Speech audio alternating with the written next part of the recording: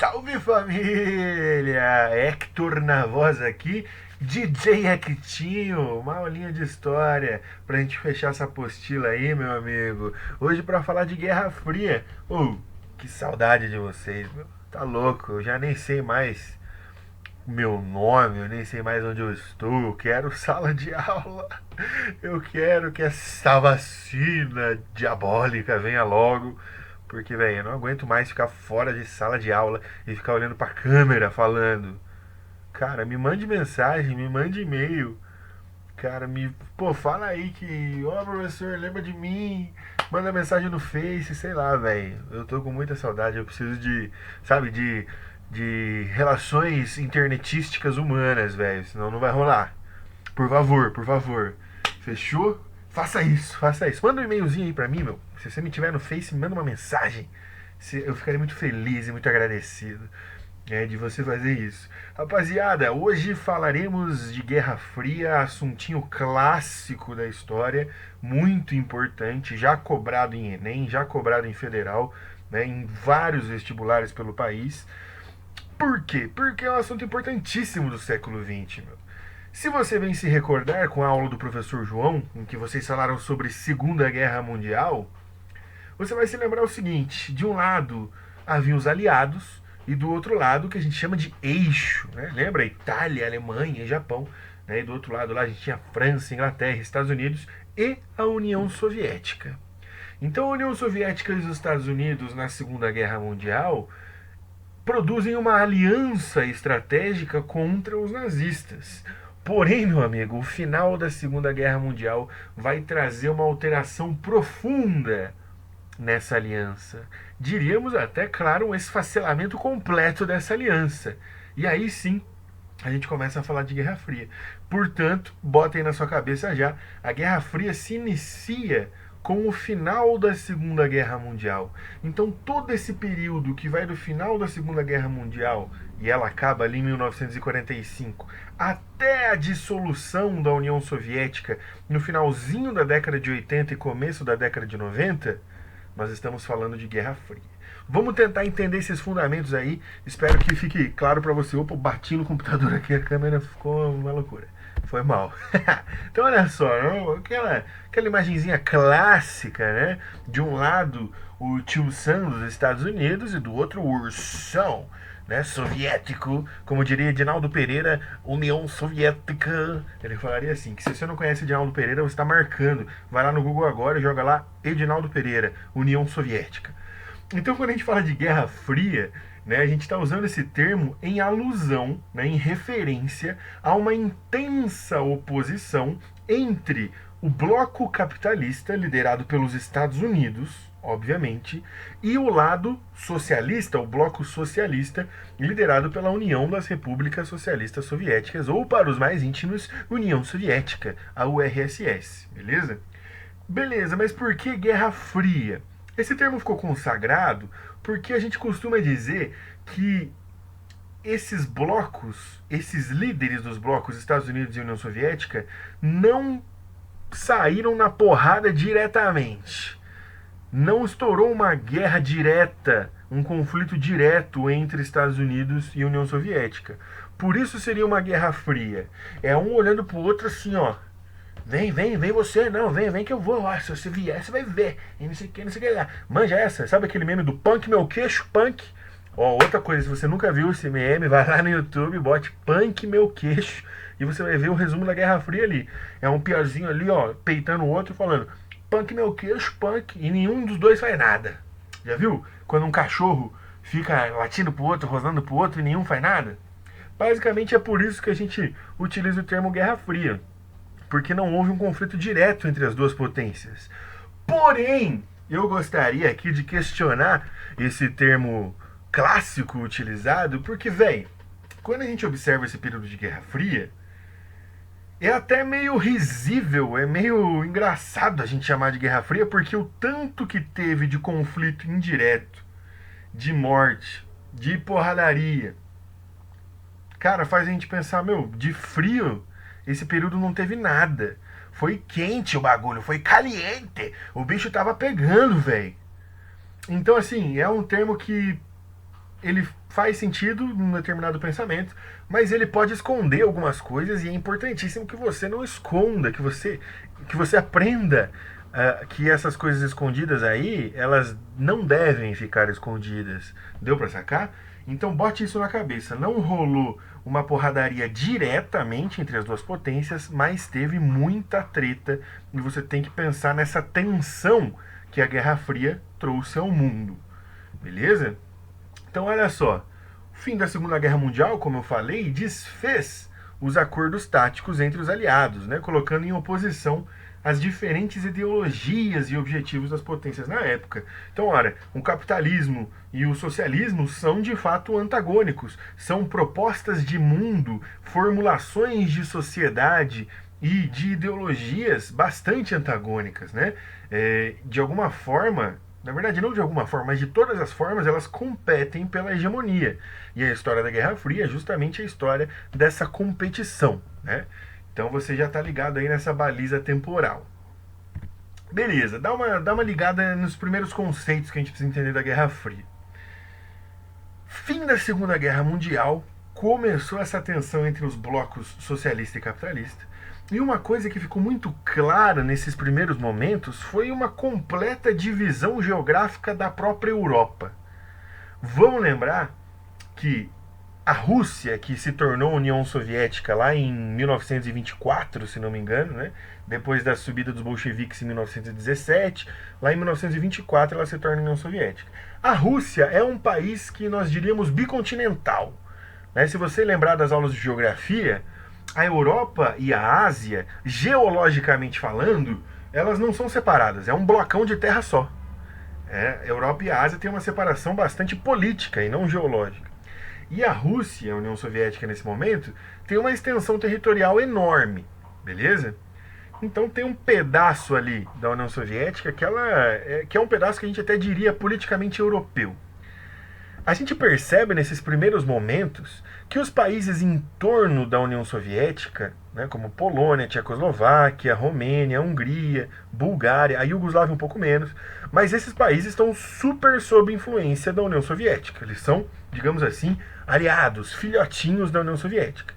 Outros países da Europa Central, né, ou da Europa Ocidental, que a gente poderia chamar, Itália, França, Espanha, Portugal, Bélgica, enfim, a parte, né, ocidental da Alemanha. Lembra que a Alemanha foi dividida, né? Ela está aí divididona. Década de 60 o Muro de Berlim vai ser construído. Então a gente tem uma parte muito sob influência do capitalismo, filhotinhos dos Estados Unidos. Então a gente tem uma divisão geográfica aqui que é muito clara. A Europa basicamente segmentada ao meio. E essa divisão aqui, que é uma divisão mais ou menos imaginária, né, mas ela é muito clara, é o que a galera chama de cortina de ferro. Então, cortina de ferro seria uma separação, uma designação para essa cisão geográfica da Europa, que é uma cisão que tem um fundamento ideológico, certo? Países ali de influência socialista versus países de influência capitalista. Então, o primeiro conceitinho é um conceito de fundo geográfico de critério ideológico, a cortina de ferro. Beleza? Isso é bem importante porque às vezes aparece esse termo e você fica meio perdido, não sabe o que é. É isso, tá? Um conceito que designa essa divisão geográfica. Maravilha? Então você já está vendo aí algumas consequências dessa divisão ideológica do mundo, num primeiro conceito aí. Tranquilo, vamos pensar agora como que se dá politicamente e economicamente essa divisão, essa bipolaridade do mundo, né? Bipolaridade, dois polos. Então você já sacou o que eu quero dizer com isso. Uma implicação política muito importante de você entender que parte dos Estados Unidos é o que a gente chama de doutrina Truman. O que é a doutrina Truman? Ou Truman, tanto faz, né? Não precisa ter o sotaque aqui mais do sul da Inglaterra, como eu tenho, né, Mel? Com licença, eu fiz inglês por correspondência durante 18 anos da minha vida. Então, a doutrina Truman, o que ela significa? Vamos tentar entender. O presidente do momento, né, Harry Truman, presidente dos Estados Unidos, ele idealiza, ele constrói, ele formula um programa de auxílio direto e indireto aos países que estivessem aliados à política estadunidense, para conter o avanço comunista. Então qual que é a pira dessa doutrina Truman? Ei, tá precisando de uma força aí, ó, para colocar políticos, para colocar plataformas políticas mais, digamos assim, influenciadas pelo capitalismo, plataformas políticas mais de direita nesse sentido, os Estados Unidos vai dar uma mão para você.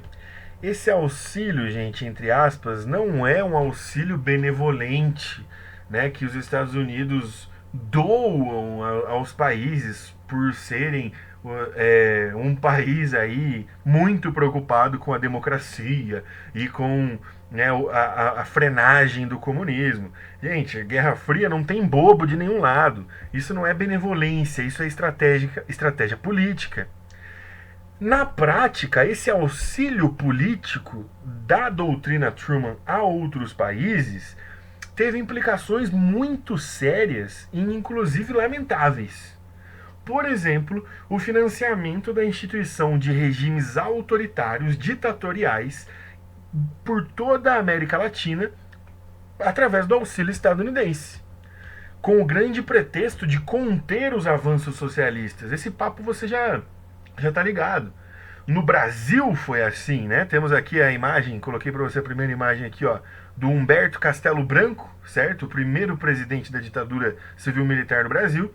E a nossa ditadura, ela foi muito sintomática, muito emblemática quando a gente fala desse negócio do medo do comunismo ou do pretexto anticomunista, né?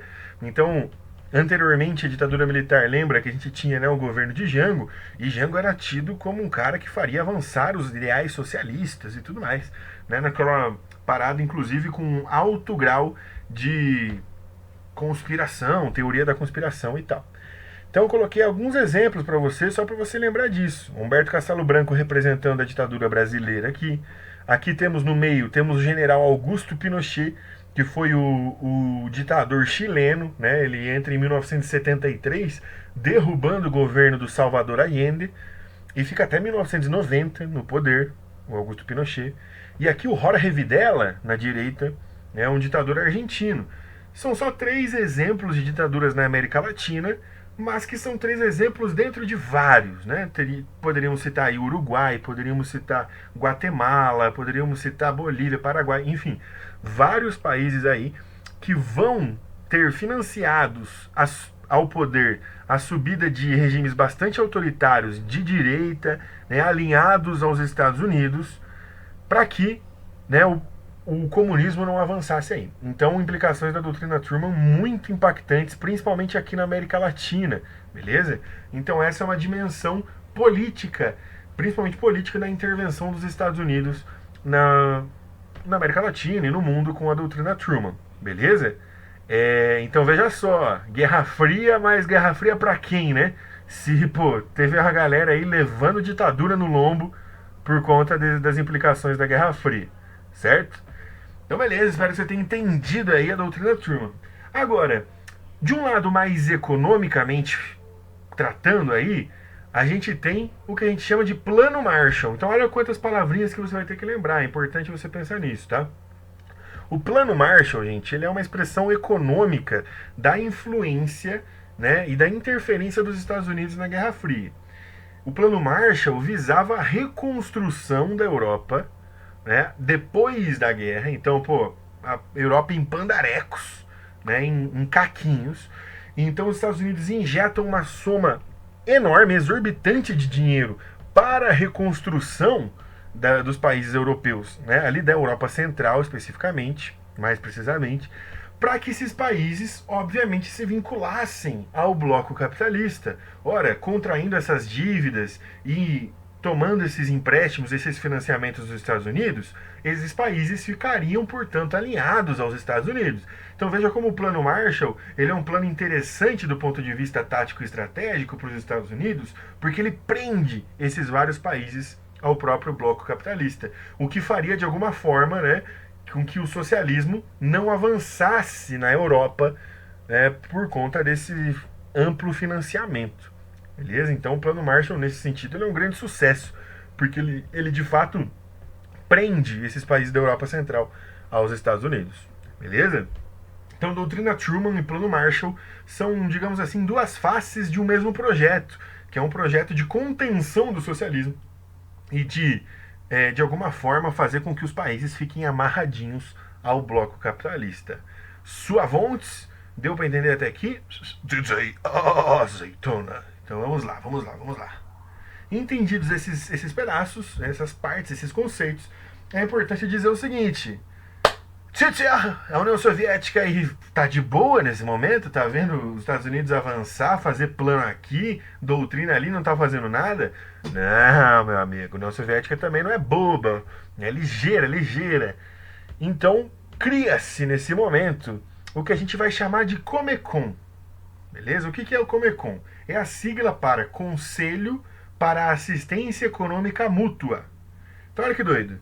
Os Estados Unidos não jogou o Plano Marshall em voga? Jogou o Plano Marshall em voga. A União Soviética, em resposta, vai lascar a Comecon. O que é Comecon? É uma espécie de versão soviética do Plano Marshall, sacou? Então ela é fundada, né? Esse conselho é fundado em 1949, veja, né? Logo após o final da Segunda Guerra. A Segunda Guerra termina em 45, e visa a integração da região, principalmente ali do leste europeu, daqueles países próximos à União Soviética, né? Então, basicamente é o que a gente poderia chamar de versão soviética do Plano Marshall, para manter esses países sob influência da União Soviética. Então veja que é um jogo de xadrez. O movimento vem dos Estados Unidos, a resposta vem da União Soviética. Então é sempre assim, né? Sempre assim, uma ação e uma reação. Esses movimentos táticos estratégicos aí se colocando de forma muito poderosa. Beleza? Então não confunda, Comecon é o plano de reconstrução soviético e o plano Marshall, só pelo nome, né? Plano Marshall. Você já tá ligado que é Estados Unidos, né, meu?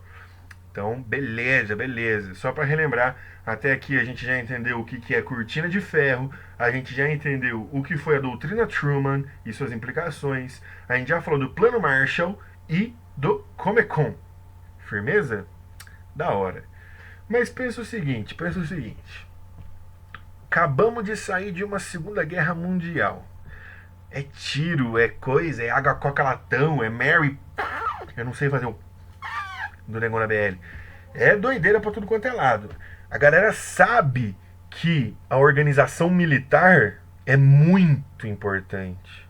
Então, Estados Unidos e União Soviética não vão ficar apenas em doutrinas políticas, em planos de financiamento. Eles também têm que se organizar militarmente.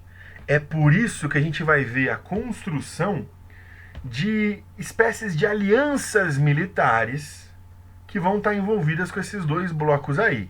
Vamos entender isso então. Olha só. Do lado dos Estados Unidos, a gente tem a criação da OTAN. A OTAN é a sigla para Organização do Tratado do Atlântico Norte, que também é criado em 49. Olha como essas coisas vêm juntas, né? Obviamente, a liderança é dos Estados Unidos. E a OTAN, ela é basicamente uma aliança defensiva entre os países membros. O que significa uma aliança defensiva? Brother, significa que é o seguinte, ó, juntamos todo mundo aqui, os parça, beleza? Os parças. Se der algum BO com algum de nós, o resto cai pra cima. É tipo o clube do bolinha militar, beleza? Essa é a OTAN. A OTAN existe até hoje, inclusive, e ela, dentro da geopolítica mundial, gente, é algo muito importante de se pensar. A OTAN é uma parada bem polêmica, porque a gente consegue observar hoje movimentações da OTAN que financiam, por exemplo, golpes políticos em alguns países, boicotam governos e tudo mais. Então a OTAN é um negócio assim, meio, tá ligado, tá ligado? Daquele jeito assim, ó, não cheira muito bem. Mas eu quero que você entenda principalmente que ela é uma organização, uma aliança militar e defensiva entre os seus países membros. Professor, tô ligado. Esse foi o movimento militar dos Estados Unidos. Qual que é o movimento militar da União Soviética? Porque eu tô ligado que vai ter, porque um responde o outro. Show, irmão. Isso aí, desse jeito. Então o movimento militar da União Soviética aí vai se dar principalmente através do chamado Pacto de Varsóvia, beleza? Criado alguns anos depois, ali em 1955, liderado pela União Soviética, claro. E a pira é uma resposta, uma oposição à OTAN, né? Se os caras estão organizados militarmente, a influência socialista também tem que estar organizada militarmente. Então, de um lado você tem a OTAN e de outro lado você tem o Pacto de Varsóvia, uma expressão militar da bipolaridade do mundo. Firmeza? Deu para sacar? Espero que sim, espero que sim. Vamos avançar aí então nesses conceitos, nesses termos importantíssimos. Dá uma olhada nesse mapinha. Olha que interessante. Nós temos esse mapinha aqui, ó. O que está em vermelhão, óbvio, né? A União Soviética. O que está em azulzão, temos aí os principais países do bloco capitalista. Então, olha só. Aqui no leste europeu, ó, você tem uma série de países muito próximos da União Soviética, total sobre influência soviética, do socialismo, certo? Em vermelho, a gente tem países satélites, digamos assim, né, da União Soviética, países que têm uma influência socialista, tá? Pode ser que não seja totalmente aliado da União Soviética, como é o caso da China. Gente, a China teve um momento de revolução socialista, ali na década de 40, 50, mas ela era, de algum modo, tretada com a União Soviética, não era, assim, uma aliança incondicional. Porém, está dentro do radar socialista aí. E tudo que está em azul, dentro do radar capitalista, beleza? Repara que a América Latina, ó, completamente azul, né? Quase que totalmente azul. Porque, enfim, a gente era o quintalzinho aí dos Estados Unidos, qualitativamente. Temos aqui, ó, em vermelho escurão, a área de influência do Pacto de Varsóvia, tá? Principalmente o leste europeu aqui. E em azul escuro, a OTAN, Canadá, Estados Unidos e a Europa Central, principalmente. Beleza? Então veja como o mundo estava dividido aí nesse momento. Professor, o que são essas bolotinhas vermelhas e azuis? Então é onde a gente pode encontrar, por exemplo, vamos pensar aqui na América Latina. Aqui na América Latina temos na região do Uruguai, temos aqui, né, um azul. Então é um país que politicamente, formalmente está orientado para o capitalismo, mas tem a presença de guerrilhas, movimentos guerrilheiros ali, né, de oposição bem organizados, né, guerrilhas de cunho socialista. Mesma coisa o contrário, né, em países que você vê vermelho com a pontinha, com a bolotinha azul, significa movimentos guerrilheiros, movimentos de oposição aí da ideologia ao contrário. Beleza? Deu para sacar isso aqui, gente? Bem importante você observar essa divisão do mundo aqui. Agora pensa o seguinte, por mais que a gente tenha, né, países de influência socialista ou sob influência capitalista, aqui na África, por exemplo, repara que você tem nesse mapa várias ausências, né? Tem muita coisa cinza aqui. Essa galera é o quê? É neutra? Qual que é a parada? Nesse mapa, tá em espanhol, a legenda diz pra gente que são nações não alinhadas. O que significa uma nação não alinhada? E aí eu te levo para esse outro mapa aqui. Preste atenção nisso. Quando a gente fala de Guerra Fria, claro, a gente sempre fala da bipolaridade do mundo, né? E que o mundo estava totalmente dividido entre socialistas e capitalistas. Isso didaticamente é interessante a gente falar, porque dá a ideia da Guerra Fria, mas é um pouco equivocado. Por quê? Porque teve muitos países que no meio desse bololô todo buscaram não se alinhar nem ao bloco da União Soviética, nem ao bloco dos Estados Unidos. Esses são os chamados países não alinhados. A grande representação desse não alinhamento, que foi até já questão de prova da Federal, foi a Conferência de Bandung, em 1955.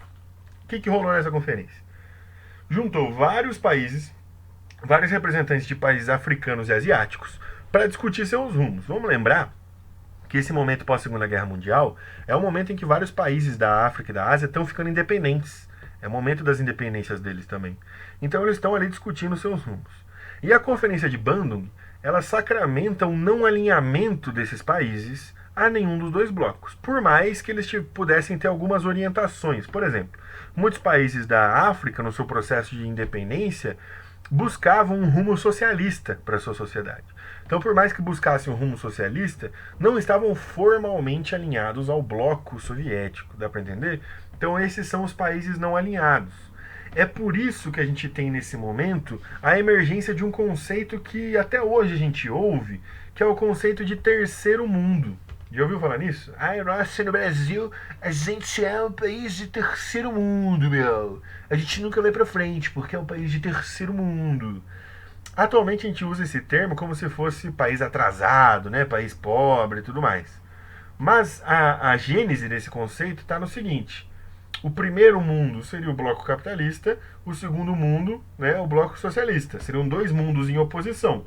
Um terceiro mundo que seriam os países não alinhados da América Latina, da África e da Ásia. Então seriam esses países que formalmente não estariam totalmente alinhados aí com esses dois blocos, por mais que sofressem interferência dos dois blocos, beleza? Então pense sempre nisso. É uma tendência dos vestibulares e do Enem parar de cobrar só Estados Unidos e União Soviética, falando de Guerra Fria, e pensar na África, na Ásia e na América Latina, no momento de Guerra Fria. Porque, tendencialmente, na tradição, aí os professores falam só de União Soviética e Estados Unidos. Ficam ali batendo, batendo, batendo, batendo, batendo. E não fala do resto do mundo, né, velho? Que enfim, que tem um desenvolvimento importantíssimo também. Firmeza? Deu pra sacar esse negócio de primeiro mundo, segundo mundo e terceiro mundo? Espero que sim. Me mande um e-mail, me mande um zap, me mande um sinal de fumaça, me mande um telegrama, caso você não tenha entendido. E aí a gente chega em eventos importantes. Eu quero, claro que cada um desses eventos poderia ter uma aula só para eles e tal, mas como a gente não tem esse tempo, eu gostaria de citar e falar brevemente de alguns eventos aí que demonstram que essa Guerra Fria, meu irmão, não foi tão fria assim. Lembra que a gente falou sobre isso no começo da aula? Como é que a gente pode chamar tranquilamente algo de Guerra Fria se rolou umas paradas dessas? Por exemplo, a primeira imagem ali, ó, essa chargezinha, aqui do lado esquerdo você tem o Nikita Khrushchev, né, que era então o então líder da União Soviética, quando ocorreu esse evento aqui, em 1962, década de 60. E temos do outro lado o Kennedy, presidente dos Estados Unidos. Eles estão sentados, eles estão tirando um braço de ferro ali, uma queda de braço, e só que eles estão sentados em mísseis. Olha que doido. Essa charge aí já caiu no Enem. A charge. E aí, basicamente, a questão era: o que representa essa charge? Qual que é o evento histórico que representa? Qual o momento de tensão na Guerra Fria representa essa imagem? E aí você tinha que marcar que era o quê? A crise dos mísseis. Então esse evento foi batizado, digamos assim, como crise dos mísseis. Por quê?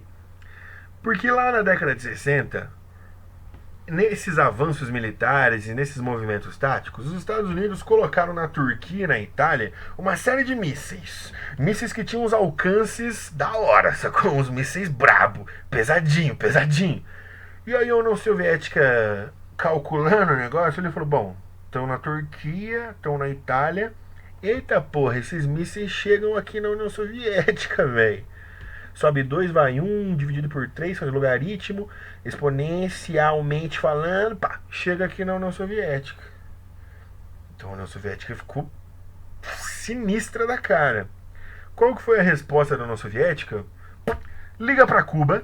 Cuba tinha passado por uma revolução socialista em 1959, né? Então era um país alinhado com a União Soviética ajudava muito Cuba. Então passa o fio para Cuba. Alô, Cuba! E aí, firmeza? E é o seguinte, os Estados Unidos, meu irmão, sim, eles são foda, eles são tensos.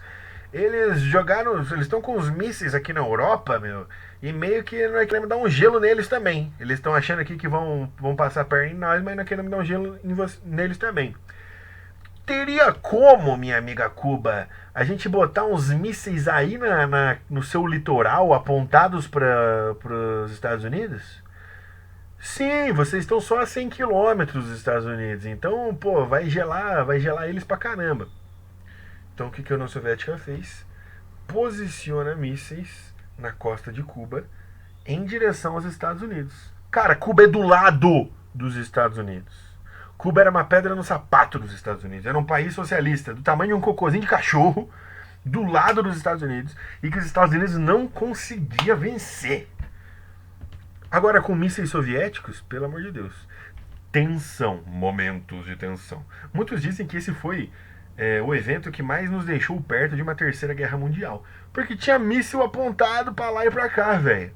Então, nesse momento aí, né, felizmente, não aconteceu de dispararem esses mísseis, e a diplomacia entre Kennedy e Khrushchev aí resolveu esse evento. Mas foi uma crise bem tensa na década de 60, que representou muito o que foi essa Guerra Fria. A gente está armado até os dentes, mas não chegou a se bater diretamente, beleza? E essas outras duas imagens representam eventos muito importantes, que são muito simbólicos da Guerra Fria. Essa imagem aqui de baixo, a Guerra da Coreia, e a imagem aqui de cima, a Guerra do Vietnã. Gente, em ambos os casos, a gente tem a ampla influência da União Soviética e dos Estados Unidos nesses territórios, né? A Guerra da Coreia, que começa na década de 50, né, na metade final da década de 50, vai opor, né, movimentos financiados tanto por Estados Unidos quanto pela União Soviética pela disputa territorial da Península Coreana, tá? Tanto que até hoje a gente tem uma divisão muito clara entre Coreia do Norte, de orientação socialista, e Coreia do Sul, né, que foi a região que historicamente ficou sob influência capitalista, beleza? Então é nesse momento, na década de 50, que a gente tem essa cisão. Olha que importante, coisas que a gente vive hoje ainda são frutos da Guerra Fria. Gente, a Guerra da Coreia foi uma guerra muito violenta, muitas mortes, muito sangue. Então por isso que a gente sempre questiona, pô, Guerra Fria, mas Guerra Fria pra quem? Beleza? E também a Guerra do Vietnã, né? O Vietnã fica ali na península da Indochina, e foi uma guerra que durou 20 anos, começa na década de 50, termina na década de 70, e é uma guerra muito emblemática, por quê? Porque nesse evento viu-se todo o poderio militar dos Estados Unidos, que estavam financiando tropas do Sul, né, para expulsar a galera do Norte, que foi auxiliada em alguma medida pela União Soviética. E a gente teve tropas efetivamente estadunidenses combatendo no Vietnã, com muito mais dinheiro, com muito mais armas e com a utilização, assim, de um modo intenso demais, de armas químicas. Gente, a Guerra do Vietnã, ela não é só um evento histórico, ela é algo muito importante para a geografia do lugar também. A quantidade de armas químicas que os Estados Unidos utilizaram nessa guerra impactam até hoje grandes campos que não podem nem ser plantados no Vietnã por conta das consequências químico-biológicas das armas utilizadas pelos Estados Unidos. Ficou muito conhecido, né, o que a gente chama hoje de agente laranja, que era um herbicida, né, era um veneno, digamos assim, para matar de fato espécies vegetais, que foi utilizado pelos Estados Unidos, assim, as toneladas, né, para que a ideia inicial era que esse herbicida conseguisse desfazer os esconderijos dos vietnamitas oponentes dos Estados Unidos. Só que esse agente laranja foi usado de uma maneira absurda, gente, contra a população civil, né, de um jeito muito, muito, muito profundo. E a Guerra do Vietnã, ela tem um desfecho que os Estados Unidos simplesmente não conseguem vencer os vietnamitas. Olha que doido. Com tanto dinheiro, com utilização de arma química, aviões, etc, etc, etc, os Estados Unidos saem derrotados e humilhados da Guerra do Vietnã. Então a Guerra do Vietnã é muito simbólica por conta disso. Até hoje, doenças congênitas são heranças aí da população vietnamita por conta dessas armas utilizadas pelos Estados Unidos. As imagens são chocantes, eu não quis trazer aqui para vocês porque, enfim, acho que não cabia, mas se você tiver interesse, né, você encontra imagens aí sobre a Guerra do Vietnã e as implicações das armas químicas utilizadas pelos Estados Unidos. Beleza? Então são 3 eventos aí, gente, que demonstram muito, muito claramente como a Guerra Fria não foi tão fria assim. Então pense sempre sobre isso. A tendência é que o vestibular não cobre especificidades sobre a Guerra da Coreia ou sobre a Guerra do Vietnã, mas que você compreenda, mas ele vai cobrar, né, que você compreenda esse evento dentro de um contexto maior, que é o contexto da Guerra Fria. Firmeza? E aí, para finalizar, queria falar para vocês que, claro, essa concorrência na Guerra Fria não é uma concorrência apenas militar, né, ou apenas econômica. Ela é uma concorrência também propagandística, né? A cultura pop, o cinema, os quadrinhos, as músicas, tudo que é produzido nesse momento, não tudo, né, mas grande parte do que é produzido nesse momento está eivado desse contexto, né? é produzido para alimentar essa oposição entre esses dois blocos e para propagandear a sua própria forma de vida, o seu próprio bloco econômico, né? Além disso, a gente tem uma corrida tecnológica muito grande. Então, quem que manda o primeiro ser humano, o ser vivo para a Lua? Quem que manda os primeiros foguetes para o espaço? Quem que encosta na Lua primeiro? Então, o desenvolvimento técnico-científico desse momento, ele é muito, muito acelerado por conta dessa disputa entre esses dois mundos. Essa é uma implicação interessante. E eu trouxe para vocês só uns exemplinhos aqui. Por exemplo, a galera aí que curte uma Marvel, DC, eu não sou muito chegado, eu não entendo muito, mas tem alguns elementos interessantes. Por exemplo, esse maluquinho aqui, ó, eu jogava com ele no Marvel vs Capcom 2 no fliperama. Comprava ficha por 75 centavos lá e me quebrava. Eu pegava esse maluco aqui, que é o Doutor Destino. Quem que é o Doutor Destino? O Doutor Destino é o vilão do Quarteto Fantástico. Você já viu? Já viu o Quarteto Fantástico? Né? Tem a Mulher Elástica. Inclusive, o Homem Elástico, sei lá quem que é o Elástico do Quarteto Fantástico. Inclusive, eu tenho uma tatuagem do Quarteto Fantástico aqui no braço. Não sei se vocês estão conseguindo ver, ó. É uma tatuagem da Mulher Invisível. Peguei você nessa, né? Peguei você nessa. O Doutor Destino, meu amigo, ele é vilão do Quarteto Fantástico. Olha que interessante. Ele tem uma espécie de armadura de ferro, né? Muitos interpretam que essa armadura de ferro é uma alusão à cortina de ferro. Lembra que a gente falou no começo da aula? E ele é meio que dono, digamos assim, ele é líder de um país imaginário dentro dos quadrinhos ali do Quarteto Fantástico, mas que é um país que fica no leste europeu. Olha que doido. E o leste europeu é totalmente influência da União Soviética, né, nesse momento. Então ele é um vilão, um cara que quer fazer o mal, e ele é do leste europeu, fazendo referência à cortina de ferro. Então olha como o vilão é construído, né, para lembrar as pessoas que a vida lá no leste europeu é uma vida ruim e tudo mais. Então a utilização de algo da cultura pop, né, para propagandear um modo de vida que é o modo de vida capitalista estadunidense. O próprio Hulk, o Hulkzão, né, se não me engano, ele fica assim, o Bruce, né, ele fica assim por conta de uma espécie de desastre com raios gama, certo? Com energia nuclear aí. E ele representa muito bem essa tensão na Guerra Fria, no negócio de, pô, o final da Segunda Guerra Mundial foi com 2 bombas atômicas, né? Vocês estão ligados? Então esse medo da energia nuclear, né, essa questão dos desastres, a gente vai ter na Guerra Fria, lembra de Chernobyl? Provavelmente você já ouviu falar em Chernobyl também. Então essa questão do desenvolvimento tecnológico e do perigo que isso traz, está muito expresso no Hulk aí também.